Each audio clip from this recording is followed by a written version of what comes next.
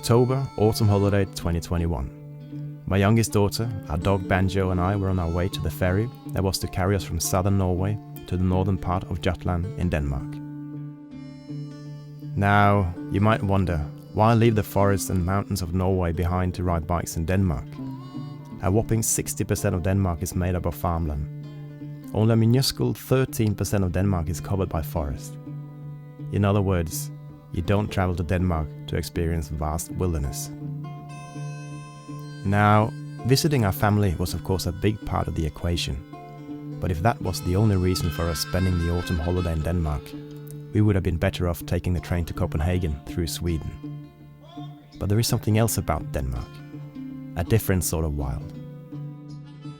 With an area of only about 42,000 square kilometers, it is a pretty small country, about the same size as Estonia. But if you divide the length of the coastline by the total area of Denmark, something interesting happens. Consisting of Jutland and a whole bunch of islands, Denmark have a remarkably high coastline to mainland ratio. In other words, Denmark is a coastal land. Denmark's wild side is the coast. We had been riding across Denmark several times before, always starting in northern Jutland, then riding different routes towards Copenhagen on the island of Zealand in the east. This time, we wanted to do it with a little twist. Our goal was to camp as close to the coast as possible each of the 5 nights we would spend on our way across the country. We woke up after our first night in a dark plantation to the sound of the ocean in the distance. A 40-minute ride in the black of night the evening before had taken us from the port and to our campsite, a small opening in the forest with a couple of lean-tos. In an attempt to keep our tent dry in the wet weather, we had set it up inside one of the lean-tos. It felt like cheating, but who cares about scoring badass points when you can pack a dry, clean tent into your pannier the next day and start the ride dry and warm. In contrast to Norway, you can't just set up your tent anywhere in Denmark. Our plan of camping as close to the sea as possible each night came with one big challenge. Setting up your tent on the beach isn't allowed in Denmark.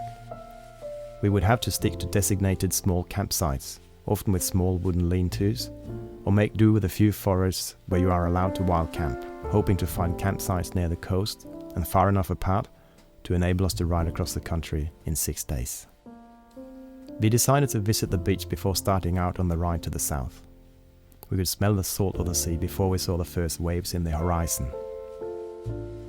The reeds were dancing in the wind, and the orange berries of the sea buckthorn lit up like little oranges, inviting us to have a taste.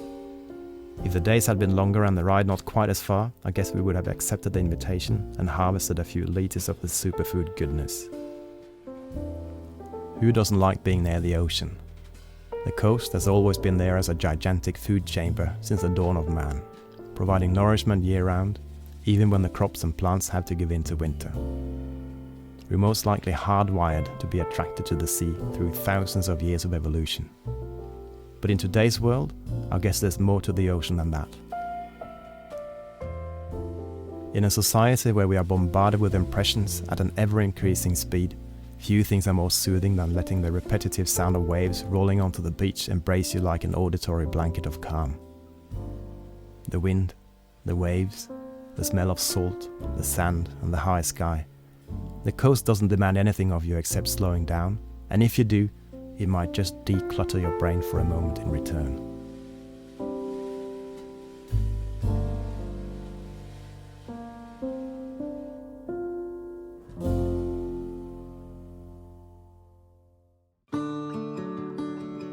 This day's ride had to bring us all the way across northern Jutland to the southern side of the Lim fjord, an elongated water body separating northern Jutland from the rest of Jutland. 100 kilometers into a brisk cold autumn headwind, mostly along an open road cutting straight through the exposed barren flats north of the city of Aalborg. While I do love old rustic farmland, a lot of Denmark's farmland has been converted to industrialized barren agricultural land. With a whopping 30 million pigs born each year, no other country in the world farm more pigs than Denmark per person. Add to that a population of 1.5 million cattle. But except for horses, you hardly ever see farm animals when riding through Denmark. They're mostly bunched up inside huge buildings, living their whole life indoors in so-called production facilities. There's no denying the section along the highway towards the city of Aalborg was just something we needed to get over and done with. But even though we knew this wasn't going to be the highlight of the trip, we rode on in rather high spirits. It did help that there was a dedicated bike lane separating us from the highway with a thin sliver of grass most of the way, giving us a sense of security from the roaring traffic.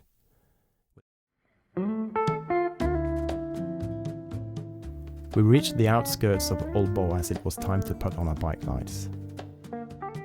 The bridge over the fjord took us from the island of northern Jutland to the mainland. We lingered for a few minutes, taking in the scenery from the high vantage point before diving into the southern part of town. After 20 kilometers in the windy, wet dark, we finally got to a campsite on the southern shores of the fjord. Luckily, there were nobody camping there, and the lean-to was just about tall enough to swallow our tent, sheltering us from the cold winds and rain.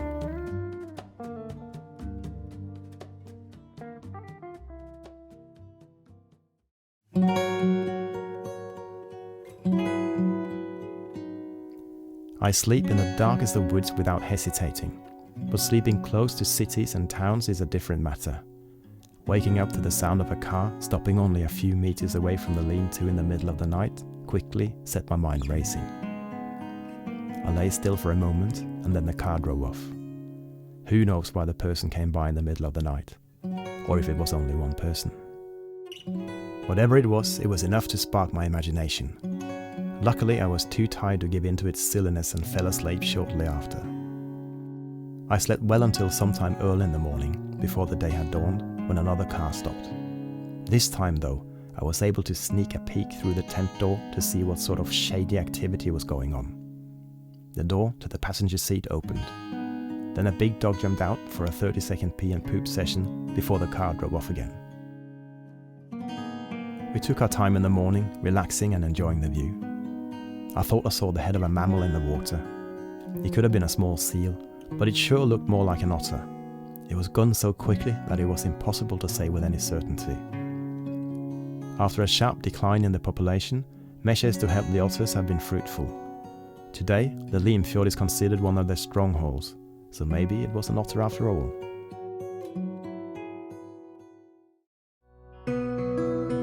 If yesterday's bike section wasn't quite what we were after, with all the noisy cars and a rather monotonous landscape, we were in for a treat today. The last 7 kilometers before reaching camp the night before had been on a rail trail. Over the years, we had been riding on quite a few sections of rail trails, but for different reasons always ended up either to the west or to the east of this particular section, consisting of 50 car-free kilometers. Before the car became commonplace in Denmark, it was the small local railways that connected the land, crisscrossing the landscape. The era of the small local railways wasn't long-lived though. Soon, the car took over, and one railway after the other was abandoned. This particular railroad saw its last commercial use in 1969. Almost 20 years later, the railroad had been turned into a rail trail, enabling you to travel through the landscape on foot or by bicycle on your own luxurious trail devoid of other traffic. It's sad to see the era of the trains gone, but it's comforting to know their paths still live on, but now as an important part in the cycle route network. If it wasn't awesome enough to ride without having to worry about cars, the rail trails have a few other benefits. The absence of roads mean that you come closer to the landscape surrounding you. In all honesty, the ride would have been pretty easy anyway, as the landscape we rode through was incredibly flat, rail trail or not. We passed horses grazing nearby and took a break at a campsite that could have been an option if it wasn't for our goal of camping near the sea. As we got closer to the coast, we started worrying whether the campsite maybe already was occupied. If the campsite wasn't vacant, we didn't really have any options nearby. At least not any legal ones. But there was more. Denmark might not have monstrous climbs that take forever to conquer, but what the country misses in vertical challenges, it makes up for with a horizontal challenge: wind. While the last couple of days had been windy, having us battling a constant headwind, it was nothing compared to what the forecast had in store for us the following day. The thought made us pedal a little harder, and the camera stayed in the bag as we tried to make speed and work ourselves through the Danish countryside.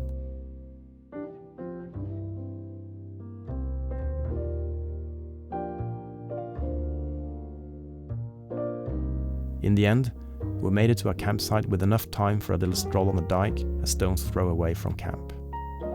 We were only there for a few minutes, but long enough for the wind and the sea to do its magic on our minds.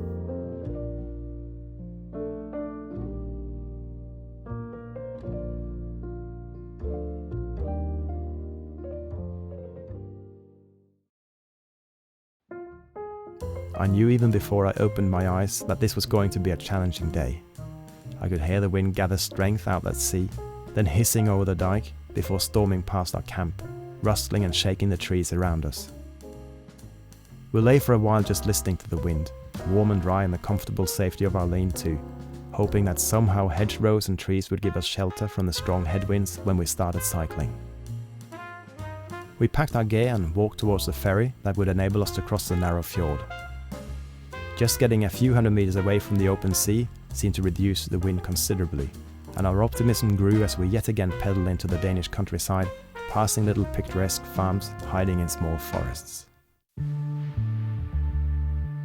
Our optimism waned slightly as we left the comfort of the forest and rode headfirst into the gale with no place to hide.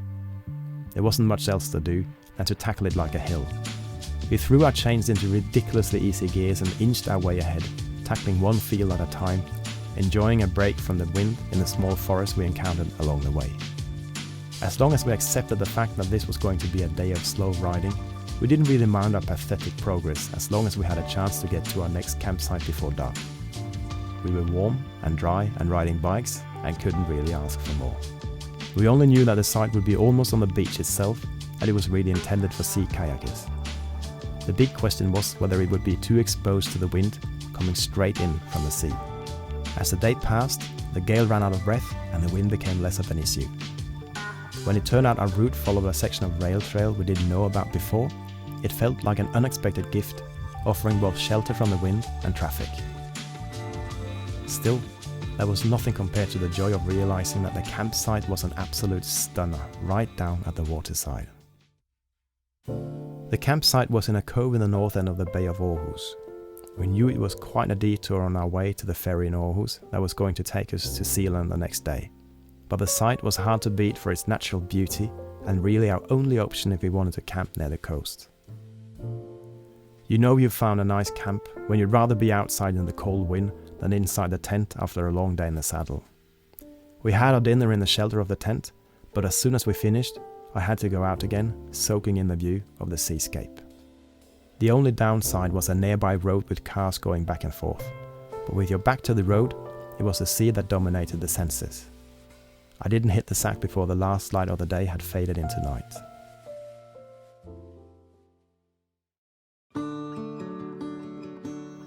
We got up early to make the most of a campsite before heading towards the ferry.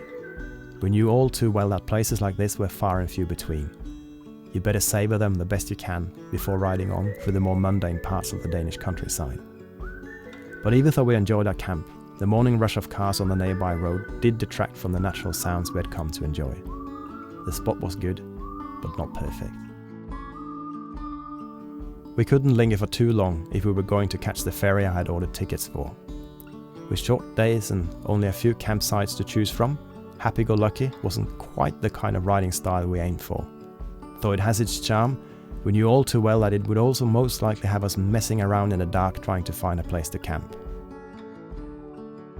For some reason, it feels way better letting dawn and dusk dictate your day rather than riding at the mercy of the clock. An early start at least gave us the choice to avoid a stressful, hurried ride, though we still couldn't help worrying ever so slightly whether we would make it to the ferry in time, or if a sharp piece of flint had other plans for us. It turned out we hadn't needed to worry, and the route towards Aarhus was actually rather pleasant. Due to our effort to get there on time, we ended up having ample time and even managed to change our tickets for an earlier departure. The ferry didn't just mark an end to riding in Jutland, it also meant that our trip was drawing to a close. The weather forecast for the following day was rather awful looking, with heavy rain and bitterly cold headwinds almost the entire day. Maybe that's why we took our time riding to our last campsite, an effort to squeeze as much out of the day as possible, enjoying the first rays of sunshine we had seen since leaving Norway. We took a detour down to the harbour of a small local fishing village we knew about, hoping to buy some fresh fish at the tiny fish market, but it turned out to be closed. The small fishing boats in the harbour are a threatened species nowadays, as the big trawlers are taking over everywhere.